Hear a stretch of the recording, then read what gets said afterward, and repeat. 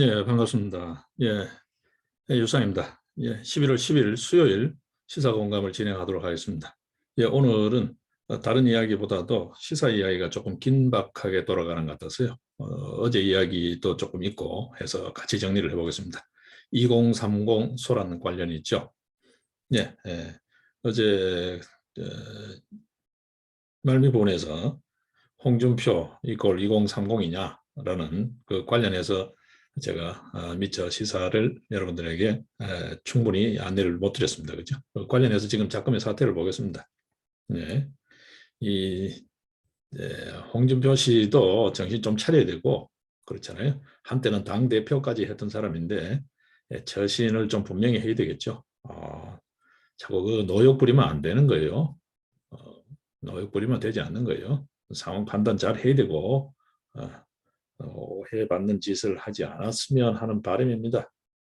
그럼에도 불구하고 엉뚱한 짓을 한다면 단호히 정리가 돼야 되겠죠.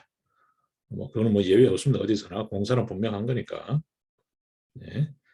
자, 일단 2030 이야기가 많죠, 여러분. 어, 두 가지로 크게 나누어집니다. 하나는 뭐큰 틀에서는 셀프 공작이다. 자해 공갈이다. 막 그런 형태로 의견이 거의 좁혀지는 것 같고요. 큰 틀에서는 보는 시각 차원에서는 두 가지인 것 같아요. 경선 불복 차원으로 보는 그 경향이 하나 있고, 그 다음에는 이게 뿌리 깊은 자기 정치, 자기 정치 잘못 배운 저질 정치의 연장선상이다. 그래 보는 두 축인 것 같아요. 먼저 경선 불복 차원에서 보게 되면, 야, 너 그래도 하버드 졸업생이지? 미국에서는 경선 결과에 불복하면 어떻지? 뭐 이런 이야기입니다.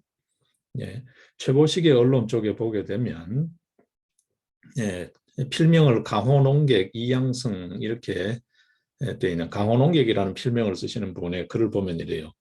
탈당 협박하는 2030은 도대체 어떤 2030이냐? 그렇게 경선 불복하는 사람들 마인드 자체가 민주주의적 마인드가 있느냐? 민주주의를 지향하느냐? 도대체 민주주의를 부정하고 벌써부터 그렇게 자기 세계에 갇혀 있는 폐쇄적인 그 인간들은 도대체 어떻게 깨문 인간들이냐? 그게 뭐 어떤 젊은이냐 도대체? 어?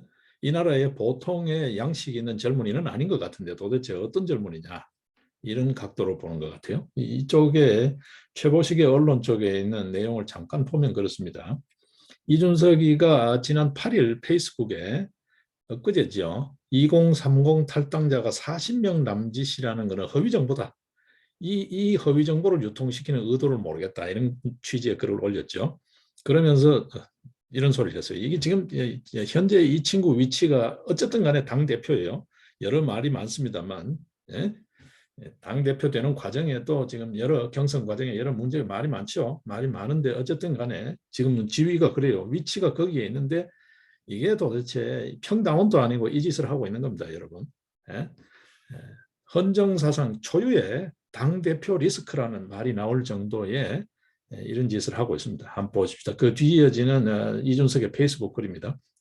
지난 주말, 그러니까 11월 6일, 7일 이조금이죠.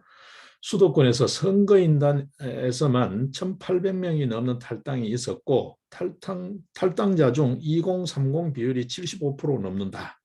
이렇게 글을 썼어요. 예. 그 이제 이 강호논객의 글 취지는 그런 것 같아요. 이준석이가 명색이 당대표가 2030들이 빠져나간다고 호떡집에 불난 것처럼 호들갑을 떨고 있다. 호들갑 떨고 있다.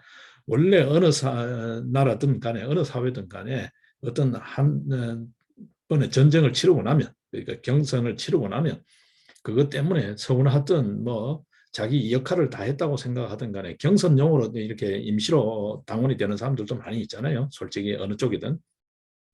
여기 뭐 서울에서 탈당하든 뭐 그런 사람들은 어차피 나오는 건데 나오는 건데 특히 우리나라 같은 경우에는 과거에 보게 되면 이인재가 탈당해서 무소속으로 출마까지 하지 않았냐. 그때는 무더기로 움직이기도 했는데 떼거지로 몰려다니기도 했는데 1,800명이 탈당했던 40명이 탈당했던 그 숫자가 뭐 그리 중요하다고 당대표라는 놈이 호들갑을 이렇게 호들갑을 떠냐.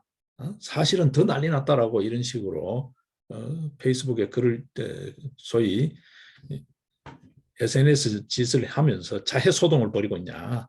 이게 요지인 것 같아요. 이렇게 보는 쪽 하나 하고, 그 다음에 이제 뭐든 간에 지가 언론의 스포트라이트를 받지 않고 지가 중심에 서지 않으면 못 견디는 이 빗나간 엘리트 의식, 그 다음에 잘못 배운 저질 정치, 이게 결합된, 그러면 그 떨거지들 몇 명들이 한 소행이 아니냐, 이렇게 이제 보는, 약간 제가 조금 살을 붙였습니다만 김소연 변호사가 보는 그런 이유가 있는 것 같아요. 예? 지금 그 탈당 글 올린 사람들 이런 쪽을 보게 되면 이준석을 추종하는 팔로워다는 거죠. 걔들 중심으로 몇몇이 이렇게 글을 쓰기 시작하고 2030에 뭐 예? 지금 문제가 있어가지고 윤석열이 이 시스템에 불만이 있어가지고 탈당하는 것처럼 분위기를 띄우면서 글을 퍼나르기 시작하면서 이렇게 마치 뭐 있는 것처럼 소위 공작질 하는 거 아니냐, 내부 공작질 아니냐, 이렇게 보는 관점이 있는 것 같아요. 네. 어쨌든 이 문제 간단치가 않습니다만, 예, 이런 측면을 보게 되면 이제는 뭐 이런저런 이야기를 떠나서 이 이야기는 뭐 오래 할 이야기는 아니니까요. 예. 정말 2030, 지금 여론조사에서 드러나지만 2030이라고 하는 자꾸 세대를 이렇게 가르는, 편을 가르는, 이게 또 다른 국민 분열이죠. 전부 통합해서 가야 하고 어디든 간에 이게 좋다 싫다 그런 의견은 있을 수 있는 거예요. 그죠? 예. 그리고 뭐 탈당을 했든 입당을 했든 그런 현상은 늘 있는 거예요. 그걸 뭐 대단한 것처럼 이렇게 침소봉대해가지고 이렇게 호들갑을 떠냐. 어? 그렇게 할 짓이 없냐는 거죠. 이 비상시국에 요소수 때문에 또 난리예요. 여러분 보십시오. 그 다음에 하청 감찰 때문에 또 난리예요. 대검에. 심지어는 출입 기자단이 검찰총장하고 대치하는 상황까지 빚어주고 있는데 집권당 대표라는 놈이 한가롭게 패북질이나 하고 있어. 이게 도대체 뭐 하는 짓이에요, 여러분? 이거 지금 당원들은 뭐 하는 거예요? 국민의힘인가 그 당원들. 이거 뭐 큰 틀에서 국민들 이야기까지 하지 말고 당 문제잖아요. 당원들이 이 당대표를 과감하게 끌어내리든지 내치든지 해야 될 거 아니에요. 이거 지금 더 이상 이게 한두 번이 아니잖아요, 여러분. 예? 그래도 일반 국민들은 정권 교체라는 기대를 갖고 지금 제1야당을 보고 있는데, 그것도 제1야당이 몸을 담고 있는 윤석열 후보를 열렬히 지지하면서 전부 다 쳐다보고 있는데, 이게 지금 뭐 하는 거예요? 고비고비 지금 재 뿌리고 고춧가루 뿌리고 지금 이렇게 계속해서 장난질 치게 둘 거냐는 거죠. 아마 윤석열 후보도 지금에서는 결단을 해야 될 것 같아요. 김종인 씨, 그 절대 더 이상의 좋은 정치가 아니잖아요, 여러분. 이미 지난 총선, 4.15 총선 때 이미 겪었잖아요. 참패했잖아요, 여러분. 뭐 선거 부정 문제 지금 심각합니다만, 선거 부정 김종인 씨 한마디 입도 안 띄잖아요, 어떤 의미에서. 그리고 자기가 몸담았던 그 선거에 참패했잖아요. 끝난 거예요. 그리고 여러분 보십시오. 김종인 씨 지금 여기저기 자꾸 갈아타면서 자기 책임을 희석시키는데, 역사적 책임을 희석시키는데, 김종인 씨가 가장 큰 그 뭐죠? 거리로 정치 무대에서 자기 가치를, 존재 가치를 내세우는 거리로 우려먹은 게 경제민주화잖아요. 그렇죠? 그 경제민주화, 지금 문재인을 민주당 대표로 만들어가지고 지금 집권시킨 놓은 경제민주화, 그 책임에서 자유롭나요? 김종인? 그쪽에 갔다가 또 이쪽이 또 괜찮을 것 같으니까 또 이쪽으로 갈아탔다가, 도대체 김종인은 뭐 중심이 뭐예요? 기준이 뭐예요? 어떤 가치 기준? 민주당 가치 기준이에요? 새누리당 가치 기준이 뭐예요? 김종인은 뭐냐? 도대체 정책은 뭐냐? 김종표 경제민주화의 지금 현주소를 보고 있잖아. 문재인 정부 4, 5년 지겹도록 보고 있잖아요. 이 책임에서 자유로울 수 있나요? 김종인 씨? 정말 입이 있으면 말을 한번 해보시라고. 그건 내 책임 아니라는 거예요? 나는 그렇게 하지 마라 하라 소리 안 했는데 자연들이 삐딱하게 한다는 거예요? 그 인물을 지금 이렇게까지 자리 잡을 수 있게끔 키워놓은 게 누구예요? 김종인 씨 아니야? 아닌가요? 사실과 다른가요? 더 이상 역할이 없단 말이에요. 문재인 정부 탄생에 혁혁한 공로자 중에 한 사람이잖아, 김종인 씨가. 그리고 지난 또 갈아타서 미래통합당으로 이름 간판 바꿔가지고 지난 4.15 총선 때 진두지휘했잖아요. 참패했잖아요. 그러면 정치적 책임을 져야지. 뭘 또 지금 기웃거려. 뭘 또 역할을 할 게 있어요. 무슨 뭐 승부사야. 참 기가 막혀요. 이게 보수를 하든 뭐를 하든 한국 정치의 총체적 퇴행이라고 봐요. 보수든 진보든 간에. 김정은 씨 이제 조용히 노욕 그만 부리시고 좀 자제하시고 이준석 더 이상 네, 그런 동네 애들 소꿉놀이 하듯이 그런 정치할 거면 그건 정치도 아니니까 우리 국민들 너무 피곤하고 짜증나. 문재인 보는 것도 지겹고 힘든데 너까지 봐야 되는 거. 우리 국민들이 너무 분노스러워. 이제는 지겨워. 제발 좀 조용히 네 살 길 찾아가는 게 우리 국민들한테 도와주는 것 같아. 예. 정권 교체를 바라는 우리 국민 열망에 도움이 되는 것 같아. 예, 윤석열 후보는 지금 이 시점에는 결단을 해야 된다 생각을 합니다. 어떤 의미에서 뭐 내놓고 걔들 맞상대할 필요는 없지만 조용히 내치고 조용히 이 전열을 정비해야 될 것 같아요. 지금 여러분 보십시오. 공수처, 대검, 검찰 다 나서서 지금 윤석열 고소 고발 심지어는 수사하고 있는 것까지 하면은 총 12건이잖아요, 지금 여러분. 그래도 끄떡없죠, 여러분.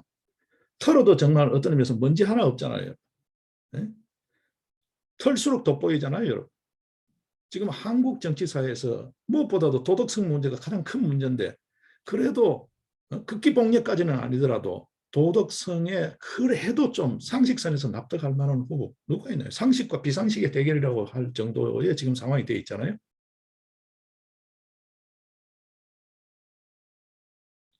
예, 두드릴수록 팰수록 돋보이는 게 윤석열이잖아요. 이 윤석열 후보 이 당내에 얘들 끌어안고 간다고 정권 교체에 도움 안 됩니다. 제가 봤을 때는 그래요. 감히 좀 어떤 의미에서 일개 국민 입장에서 조언을 좀 어떤 의미에서 부탁을 드리자면 지금 더 늦기 전에 지금 이 시점에 이 세력들 조용히 정리해야 된다. 이제는 당헌 당규상으로도 후보가 대표 위에 상위잖아요. 대표에 좌지우지 될 위치가 아니라고. 당헌 당규상으로도. 그렇게 내세우는 당헌 당규. 이준석이 그걸 필요하면 당헌 당규라고 그러잖아. 당대표 지위 권한 그렇게 뻐기고 공갈 협박하잖아. 어떤 의미에서. 공천 때 보자 뭐 이런 식. 이제는 후보 중심이란 말이에요. 이제는 당대표도 후보한테는 하위다 말이에요. 당대표 후보 입장에서 공당의 후보 입장에서 이제는 당을 통제해야 된다고 봐요. 후보 마음이지 선대위 구성하는 게 왜 김종인 할아버지 마음이야? 왜 이준석이가 거기 깐족을 부려? 2030 탈당한다고 왜 난리를 쳐? 2030 정말 탈당하는 건가? 일부에서는 셀프 공작질이라고 그러죠. 전체적으로도 다 그렇게 보고 있죠. 그렇지 않나요, 여러분?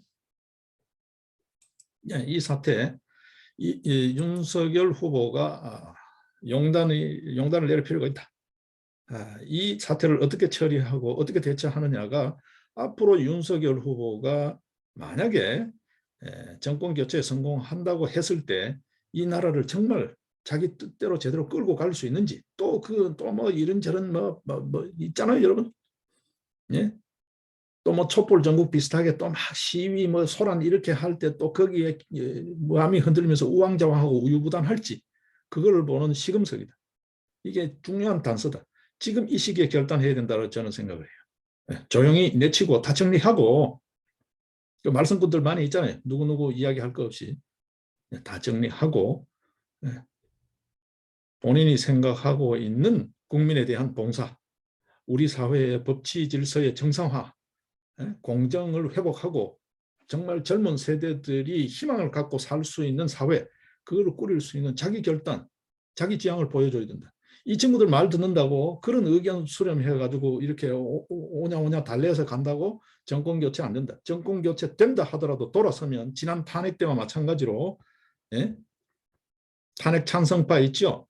그 내부 반란표 50석 마찬가지로 그런 뒤통수 맞는 당내에서 뒤통수 맞는 꼴 당한다. 그 더 험한 꼴 당하기 전에 지금 정리하는 게 맞다. 지금 정리하고 가야 된다. 그래야만이 그야말로 건전한 세력, 그게 뭐 보수를 하든 뭐를 하든 좋습니다. 우선 편의상 보수를 건강하게 재건하는 초석이 되고 정권 교체의 초석이 될 수 있다. 그리고 어떤 의미에서 안철수 후보가 지금 독자 출마 선언한 게 뭐예요? 어? 직접적 원인 제공 중에 가장 강력하게 기분 나쁘게 한 게 뭐 이준석이잖아.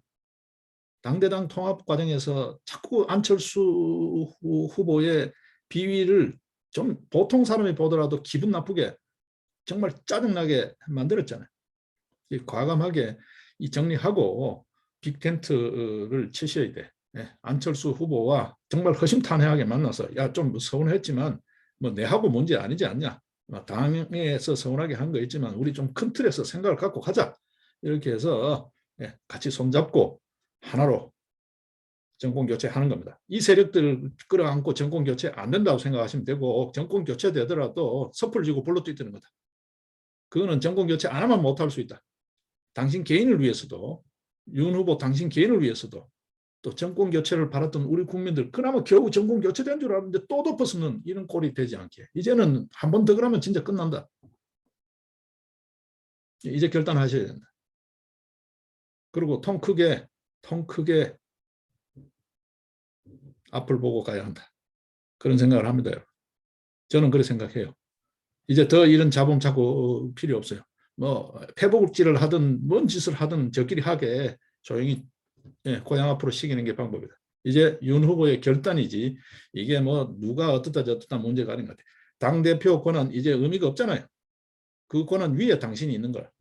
어? 그거 보다가 더 큰 거는 온 국민의 정권 교체에 대한 열망이라고. 이제는 윤 후보의 결단력을 보는 거고 앞으로 만약에 정권 교체 성공하더라도 국정 지도력을 보는 시금석이라고 봐요. 이 문제를 대충 얼버무리면 기대할 게 없다. 기대할 게 없다. 미리 조금 말이 앞설지 모르지만 미리 이야기를 저는 그렇게 봅니다. 여러분은 어떻게 보실지 모르겠습니다. 이제는 윤석열 후보가 결단해야 된다. 그 주변에 이제 훌륭한 인재들 많이 있잖아. 의정 경험이나 등등 풍부한 권성동 의원도 있고 많이 있잖아요. 거기 보게 되면 한때 원내대표까지 했던 주호영 의원도 있고 제법 많이 있죠. 인재들이. 예. 있습니다. 여러분. 뭐 그런 세세한 거는 우리가 또 다른 각도에서 보더라도요. 2030 세대를 하는 이런 쫌팽이 좁쌀 정치, 촐싹 정치 이제 그만 봤으면 좋겠어요. 정말 저만의 생각뿐만은 아닐 거라고 봐요. 제 주변을 나가서 들어봐도 그래요. 문재인이 보는 것만으로도 지긋지긋했는데 이준석이 저 새끼가 또 저런다. 이게 제가 주변에서 듣는 이야기예요. 윤석열 후보 이제 결단하셔야 됩니다. 지금 어떻게 대처하느냐가 당신의 국정 지도력을 미리 가늠해 볼 수 있는 시금석일 수도 있다. 우리 국민들이 그런 시선으로 보고 있다는 것도 염두에 두셔야 됩니다. 예. 대의를 보시고 소위 대의 멸친이라 그러잖아요.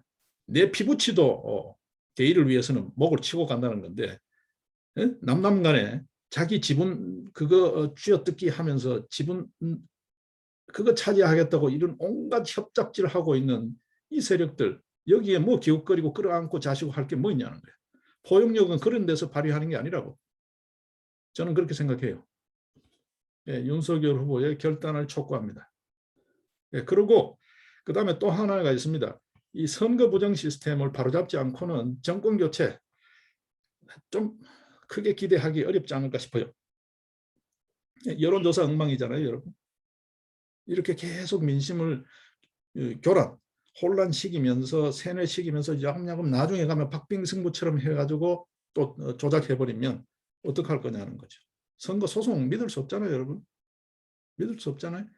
이제는 크게 안철수로 대변되는 그런 어떤 양심 세력들 끌어안으시고 통 크게 이 당내에 째째파리 같은 이 파리떼 뭐 지금 뭐 하이에나 그러죠. 이런 파리떼 하이에나 족속들 과감히 처결하시고 국민들 다 알고 있어요. 그거 처결 못하면 당신 자신의 지도력 인정 안 한다고. 저는 그렇게 봐요. 처결하시고 그 다음에 선거 부정에 지금 젊은 층들부터 관심이 점점점 높아지고 있잖아요. 상당히 높습니다, 여러분. 제가 봤을 때. 이걸 이 우리 사회의 공정한 제도적 보장 시스템, 이 시스템, 그 소위 선거 공정 시스템을 위해서 노력하고 있는 그 세력들, 현장 투쟁 세력들, 뭐 대표적으로 예를 들면 국민투쟁본부, 그 황교안, 민경욱, 뭐 이런 도태우, 박주현 이런 팀들이 있는 그 세력들, 매월 정기 회비만 내는 회원만 하더라도 4, 5천 명이 넘어요. 그 또 다른 필드 세력들, 투사들, 그 전사들도 같이 포용할 줄 알아야 된다. 손잡을 줄 알아야 된다. 그래서 이제는 과감하게 선거 부정, 우리 사회의 부정이라는 거, 공정 이전에 부정 법치를 파괴하는 그런 요소에 대해서 이제 후보가 된 입장에서는 당당하게 기치를 내걸어야 한다라고 생각을 해요. 그렇지 않으면 당신 자신이 국민적 열망을 등에 업고 정권 교체까지 성공한다는 보장이 없어요. 선거 자체가 투표가 국민들이 아무리 투표를 해봐도 개표하는 분 마음대로 결과가 바뀌어버리면 개꿈이 되는 거라고. 그 두 가지를 염두에 두시고 결단하시고 이제는 과감히 손을 잡고 어깨동무하고 그렇게 해서 힘차게 앞으로 나갈 때다라는 생각을 해요. 현재적으로는 양심 세력, 그나마 그래도 사고가 정상적인 사람들, 한쪽으로 아예 막 골수가 돼 있는 대가리 깨져도 그것만 부르짖는 대깨들, 어느 쪽이든 간에 그 세력들은 과감히 멀리 하시는 게 좋다. 우리 사회에 1, 20%도 되지 않는다. 나가서 한번 이미 다 듣고 계시겠지만 나가서 들어보시면 그럴 거예요. 윤석열 후보에게 오늘따라 제가 강력하게 촉구하고 간절하게 간곡하게 당부드리는 말씀이에요. 그래야만이 정권 교체를 이룰 수가 있고 우리 사회를 정상화시킬 수 있습니다. 이거보다 더 얼마나 우리 사회가 엉망진창이 되는 꼴을 보고 싶으신가. 예, 지금 당내 꼬라지 한번 보십시오. 이게 우리 사회의 축소판이라고 봐요. 예? 우리 권력 지도의 축소판이라고 봐요.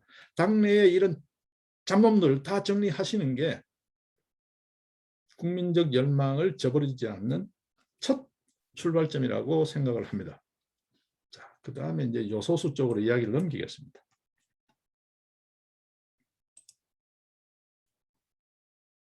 예, 지금 여러 이야기가 나오고 있잖아요. 여러분 보시면 이 정보가 미리부터 들어갔다는 거잖아요.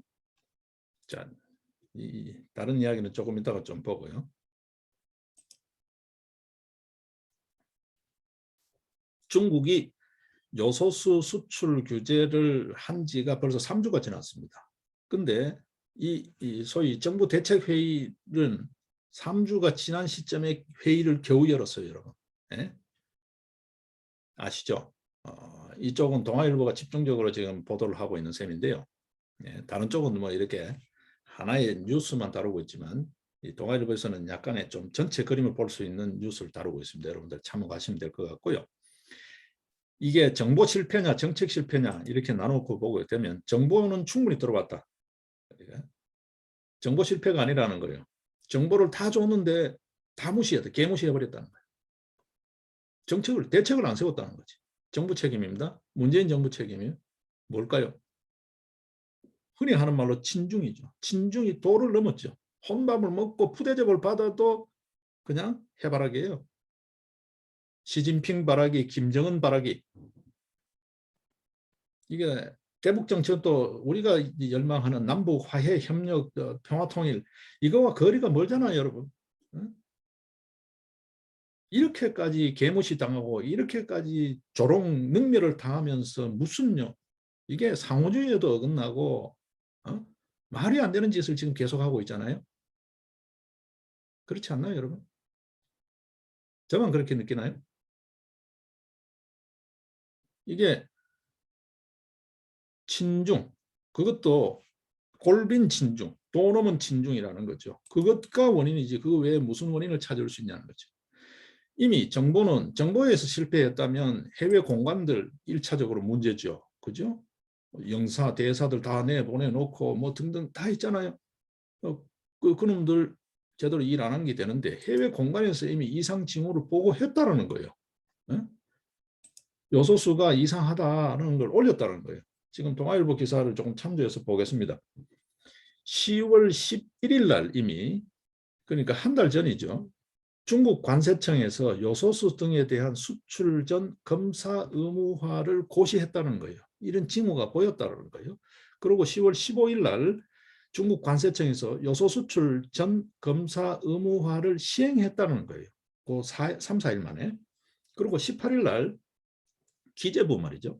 1차 대외 경제안보 전략회의를 개최했는데, 그러니까 그런 징후가 있는 걸 다 이미 이제 해외 공관에서 올렸는데, 이 동아일보 기사를 보게 되면 두 차례의 골든타임을 놓쳤다는 거예요. 정부에서 대책을 마련할 만한 두 차례의 골든타임을 놓쳤다는 게 요지인데, 그 번째가 그거다는 거예요. 이미 해외 공관에서 요소수가 이상하다고 징후를 보고했다는 거예요. 이상징후를 보고했다는 거예요. 10월 11일 중국 관세청 동향 보고를 했고 10월 15일 중국 관세청 동향 보고를 했는데 10월 18일자 기재부, 기획재정부죠. 우리 쪽 기획재정부 1차 대외 경제안보 전략회의를 했는데 요소수 안건 자체를 올리지 않았다는 거예요. 1차 기재부 책임입니다, 여러분. 그렇죠? 주간부처기도 하고 기재부에서 안 올렸다는 거예요. 홍남기 아저씨, 홍남기 아저씨 안 올렸다는 거예요. 자, 그 다음에 21일 날 산업부입니다. 산업통상자원부에서 현지 공간에서 요소수 문제를 우려하는 공문을 전달받았다는 거예요. 우려한다. 요소수가 심상치 않습니다라고 산업통상자원부도 보고를 받았다는 거예요. 21일 날요. 18일, 21일 날. 그 다음에 27일 날 산업부가 무슨 짓을 했냐 하면 업계 간담회를 개최를 했어요. 업계 간담회를 개최했어요. 자, 그러고 11월 2일입니다. 이제 11일로 넘어왔어요. 10월 27일 날 그 간담회를 하고 11월 2일 날 관계부처 합동 회의를 개최를 했어요. 11월 2일 날. 네. 그러고 11월 3일 날 환경부 주관으로 또 업계 간담회를 또 했어요. 그리고 11월 4일 날 청와대에서 국가안전보장회의 상임위원회를 개최해가지고 요소 관련을 논의를 했다는 거예요. 11월 4일 날. 자, 이 과정에 몇 개 부처를 거쳤습니까? 기재부, 산자부, 환경부, 그 다음 청와대. 이러면서도 중국 정부의 어떤 액션을 하지를 않는 거예요. 지금 또 어떻게 보면 액션이 없죠. 중국 정부 처분만 보고 있는 거죠. 뭐 액션을 뭐 하고 있는지 없는지는 자세히는 모르겠지만 현재적으로 드러난 바로는 없죠. 지금 3주가 지났습니다, 여러분. 자, 그러고 11월 5일 날 이제 급기야 태스크포스, 엊그제죠. 11월 5일. 엊그제. 벌써 얼마입니까? 한 달, 3주 이상이죠. 3주. 10월 11일부터 징후를 포착해서 해외 공간이 보고를 한 거잖아요. 자국에, 우리 국내에. 그렇죠? 11월 5일 날 경제수석 비서관을 팀장으로 하는 태스크포스를 구성했어요. 신용이죠, 신용. 행차 뒤에 뒷부 경쟁이죠, 뒷부 경쟁이 흔히 하는 말로. 그리고 11월 7일 날 엊그제입니다, 그죠? 기재부가 2차 대외 경제안보 전략회의, 예, 이걸 개최해가 호주로부터 요소수 2만 리터를 수입하는 등 대책을 발표해. 이거 하루밖에 못 쓴다는 거죠. 며칠 못 쓴다는 거잖아요. 이거 겨우 대책이라고 지금 호들갑을 떨고 있다는 거예요. 네. 그리고 11월 8일 날 기재부가 요소수 수급 관련 범부처 합동 대응 회의를 개최했다. 그리고 이 회의를 매일 열기로 했다라는 거예요. 이게 지금 최근의 동향입니다. 요소수 동향입니다.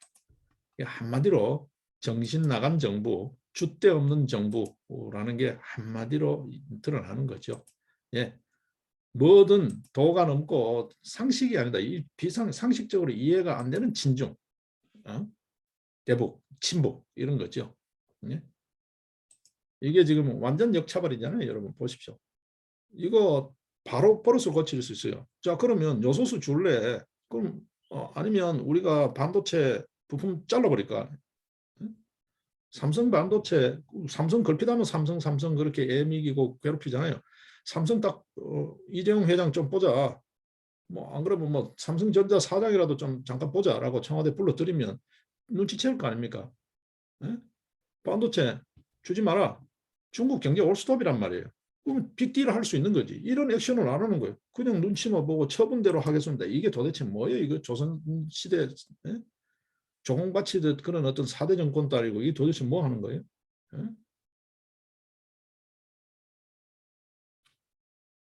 이게 뭘까요, 여러분? 심지어는 이제는 소방차, 뭐 심지어는 생활 쓰레기차도 지금 뭐 움직일 수 없는 상황이 될지 모른다는 거잖아요. 이제는 직접 국민 민생에까지 피해를 줄 수 있는 그런 상황이 빚어지고 있는데 정부에서 하고 있는 짓이라고는 한가롭게 대책회의만 매일 하겠다는 거예요, 여러분. 도대체 이놈의 정부 뭐 하나 똑바로 하는 게 없어요, 여러분. 그냥 무능 정도가 아니에요, 여러분. 어? 소꿉장난 하는 것도 아니고 말이죠. 국정 운영을 뭘 이따위로 하냐는 거죠. 뭔 이따위로 하냐는 거죠, 여러분. 예?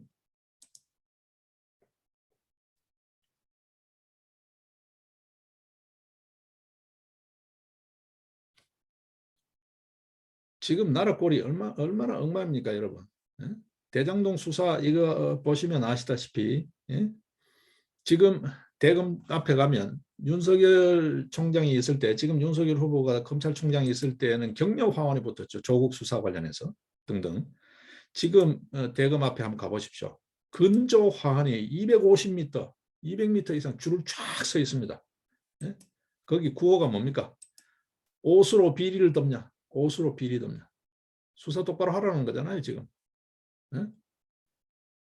이뭐 판국에 하청 감찰을 시키는 그죠? 법무부에서 직접적 하다가 여론이 들끓으니까 대검으로 넘겨가지고 지금 감찰부를 감찰을 시키는 대검 대변인 폰을 영장 없이 압수하는 그걸 포렌식하고 있는 이거 있을 수 없는 겁니다. 이전 우리 여러분 저는 유신 세대잖아요. 유신 정권 뭐 신군부 전두환 정권 거쳐왔지만 이런 무지막지한 애들은 본 적이 없어요, 여러분. 여러분 상상이나 되시나요? 네? 자기 직접 수하잖아요. 대검의 공식 대변인 그것도 부장검사급이에요.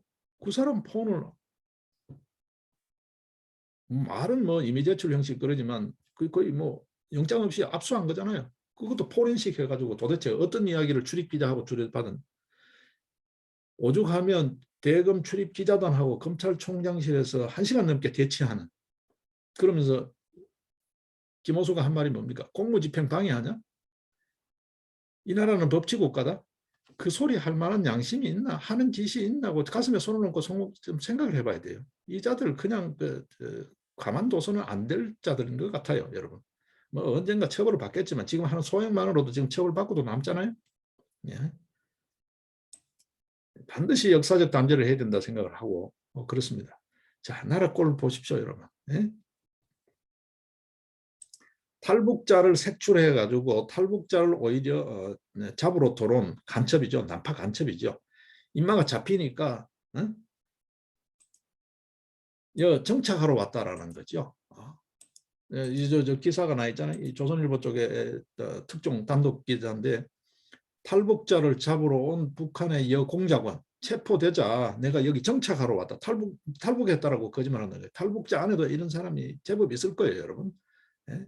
지금 이 문재인 정부의 이 대공 공안 어디까지 믿어야 될지 참 의심스럽습니다. 예? 북한 보위부가 파견한 여공작원 이야기 조선일보 단독 특종이 있으니까 여러분 조선일보 참조하시면 될 것 같아요. 나라 꼴이 이렇습니다. 지금 여러분. 범죄자를 잡아라라고 범죄자를 엄단해서 사회 기강을 세우라고 있는 검찰이라는 조직이 범죄자하고 한통속이 돼 있어가지고 한통속이 돼가 지금 뭐 하는 짓입니까, 여러분? 참 기가 막힙니다. 이 한동훈 검사 조국 수사 책임자였던 한동훈 검사장 어제 뭐라고 이야기합니까? 범죄자와 깐부, 범죄자와 한통속인 나라. 이걸 수사팀을 이거 지금 조국 수사를 뒤집게 하려고 이 수사팀을 오히려 감찰하고 있다. 개탄스럽다는 거죠. 이런 검찰 내가 보다 처음 본다는 거죠. 법무부가 조국 수사 자료 제출하라 그러니까 한동훈 검사장이 이 뭐 하는 소리냐 도대체. 에? 범죄자하고 한통속이 돼서 뭐 하는 소리냐라고 지금 강력하게 반발하고 있는 꼴이잖아요, 여러분. 자, 이렇게 가면 이야기가 조금 더 흐려질 수 있습니다. 그죠? 흐려질 수 있습니다. 자, 일단 그쯤 해두고요. 이 지금 요소수 사태 말이죠, 여러분. 네, 요소수 사태. 해외 공간이 이미 했음에도 불구하고 지금 늑장 대처를 하고 있고 3주 만에 겨우 회의를 했고 그나마 마땅한 대처 방안이 없다라는 거예요, 여러분. 자, 여기서 좀 뭐 이야기를 하자면 여러분 소부장 많이 들어보셨죠? 소재, 부품, 장비 굳이 이 반일 프레임을 덮어 씌워가지고 정치 게임 할 때만 소부장이고 소부장 종종 뭐 준비되어 있는 게 뭐가 있나요, 여러분? 소부장 뭐 어떤 준비가 되어 있나요? 네? 지금 우리 경제가 국가 경제가 완전 마비가 되기 직전에 지금 상황에 처해 있는데 요소수 하나만 하더라도 네? 이거 도대체 뭘 하고 있냐는 거죠. 네? 기업들도 지금 난립니다, 여러분. 기업들 난리예요. 지금 기업 비축분, 군 비축분까지 지금 다 탈탈 털어가지고 대처하겠다는데 그래도 이게 오래 못 간다는 거잖아요, 여러분. 네? 소부장 관련 지금 이 소부장 관련 이 정책을 우리가 들여다보자면 한두 개가 아닙니다. 한두 개가 아닙니다. 이 이야기는 다른 주제로 우리가 잡아서 한번 살펴야 될 것 같아요. 근데 지금 보게 되면 일종의 이것도 소재이기도 하고 부품이기도 하잖아요. 요소수라는 게 산업의 근간인데 여러분 이거 요소수가 지금 탈원전 이야기 나오죠. 어? 이게 화력 발전에도 굉장히 중요한 거예요. 화력 발전에도. 그러니까 전기도 화력 발전소도 못 돌릴 수도 있다는 거예요. 여러분 유사시에는 소부장.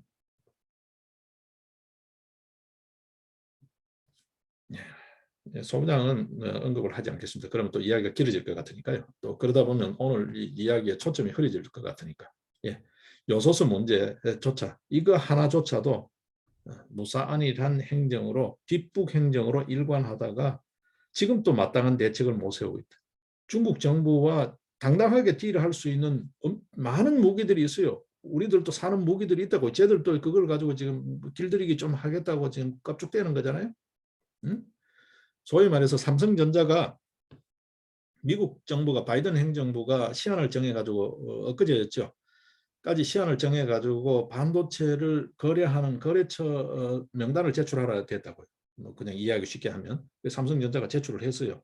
다 제출했는지 안 했는지는 모르겠지만 제출을 했어요. 시한을 어기지 않고 SK 하이닉스도 제출하고 제출했어요.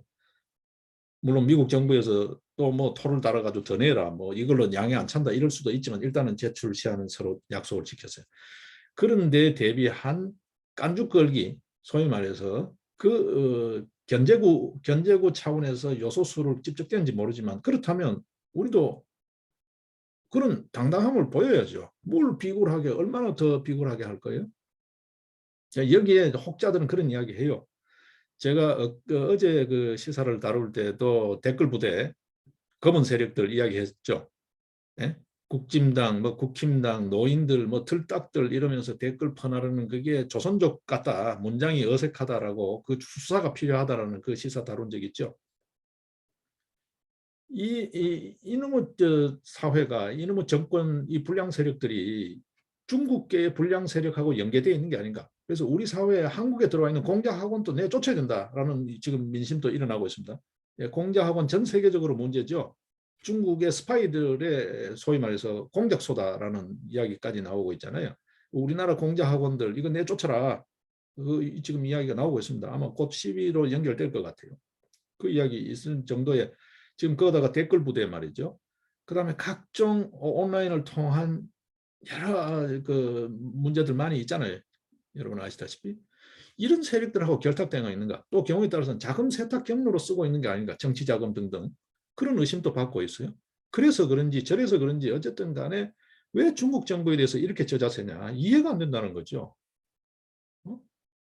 김정은 정권에 왜 이렇게 저자세냐 이해가 안 된다는 거잖아요, 여러분. 이해가 됩니까, 여러분? 돈 없는 친중 정책이 문제라는 거예요. 지금 이거 해결하기 쉽다. 삼성전자 반도체 수출, SK 하이닉스, 삼성전자만 딱 불러가지고 중국 쪽에 기업들이 요구하는 반도체 주지 마라. 딱 묶어버리면 요소수 당장 주죠, 여러분.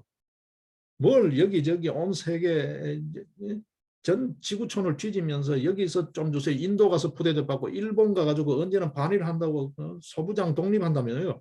일본 가가지고 돌아오니까 우리도 녹록지 않다고 일본이 주겠어요, 곱게? 말이 겉으로 거절을 못하니까 우리도 별로 여유가 없어. 이렇게 앓는 소리 하는 거지. 왜 여유가 없어요? 일본 가서 이제 손 내밉니다. 그 짓 하느니 중국에 당당하게 우리도 반도체 부품 안 줘. 그러면 딜을 해야죠. 왜 그런 당당한 주권 국가로서의 당당한 모습을 보이는 소위 말해서 경제 외교, 경제 안보 외교도 못하냐는 거지. 도대체 이 멍텅구리 같은 정부 뭘 하나 똑바로 하느냐는 거죠, 여러분. 이게 대책 없는 게 아니잖아요, 여러분. 왜 기업들이 전 세계에 여기저기 방방곡곡 헤매면서 그거 구걸하도록 이렇게 방치하는 거죠. 도대체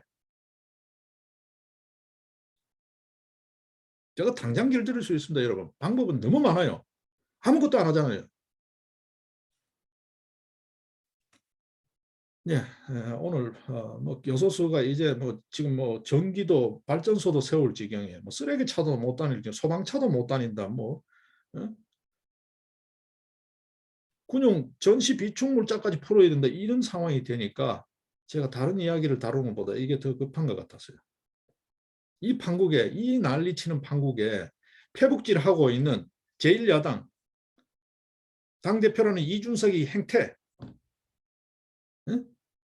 김종인 할아버지 행태, 이 꼴을 보기 차마 목불인견 지경이라서 눈뜨고 볼 수 없어서 다른 이야기를 좀 뒤로 밀쳐두고 바쁜 일정 중에 또 오늘 또 시사공감을 다뤘습니다. 예, 오늘 이야기 좀 정리하겠습니다. 예, 요소수 정부가 분명한 입장을 취하면 바로 해결된다. 이렇게 자꾸 국민들 우왕좌왕하게 더 고생시키지 마라. 정신 차려라. 지금이라도. 예. 윤석열 후보 이제 결단할 때다. 예, 이 두 가지로 오늘 이야기 정리하겠습니다. 예, 고맙습니다. 다음 시간에 뵙겠습니다.